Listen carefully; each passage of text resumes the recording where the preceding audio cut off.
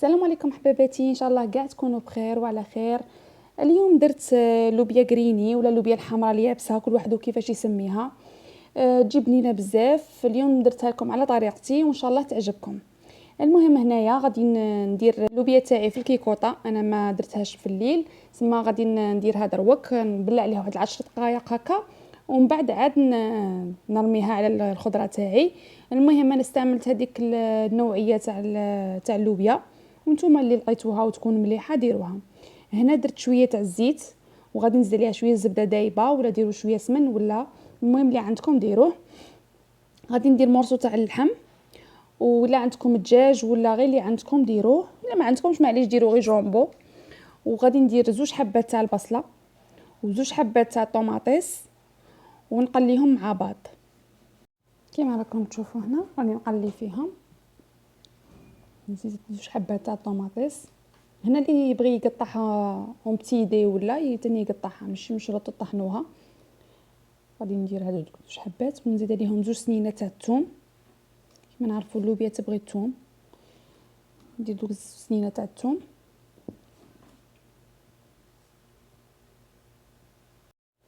ونزيد عليهم شويه تاع المعدنوس والقزبر يكونوا مطحونين. انا كانوا عندي في كونجيلاتور. شوفوا ما كترش، ما تكثروا، ديروا غير شويه. نرميها عليهم تاني، كلشي نقلوه ضربه واحده. ونزيدوا عليهم مغرف تاع طوماطيس كونسونطري، مغرف كبيره ولا مغرف وشويه. وهنا غادي ندير مغرف تاع الملح، مغرف تاع الحبه كحله ولا الحرور، الكركب، وشويه تاع الكمون.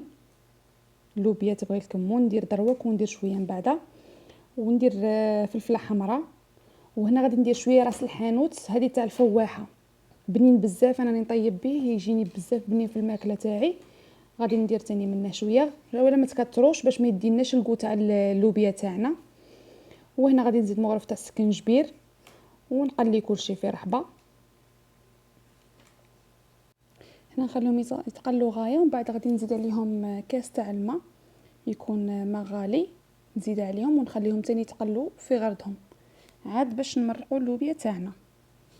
نخليهم شويه كما راكم تشوفوا، ومن بعد عاد نمرق. دوك نجيب اللوبيا تاعي دروك اللي صفيتها. شوفوا طيبوهاش حتى اللي تتحرحر كاع، خلوها شويه يابسه ماشي. ومن بعد نزيدوها باش تزيد طيب لنا مع اللحم تاعنا والخضره تاعنا. ديروها غير 10 مينوت بزاف. المهم هنايا غادي نمرق اللوبيا تاعي. انا هنا مرقت بالماء طايب باش تسهل عليا الطياب تاعها وتجي بالخف طايبه. كما راكم تشوفوا هنايا صاي مرقت، غادي نبلع عليها، غادي نخليها واحد 25 مينوت ومن بعد نحل. هنايا شوفوا كي حليت كان طايبه اللوبيا تاعي. هنايا ذوقوها، شوفوا واش خاصها. انا زدت هنا شويه تاع الملح وشويه تاع الكمون وصاي كان طايبه غايه وعاقده، ما كان خاصها والو. وهنايا زدت هذاك الحرور وطفيت وغطيت عليها.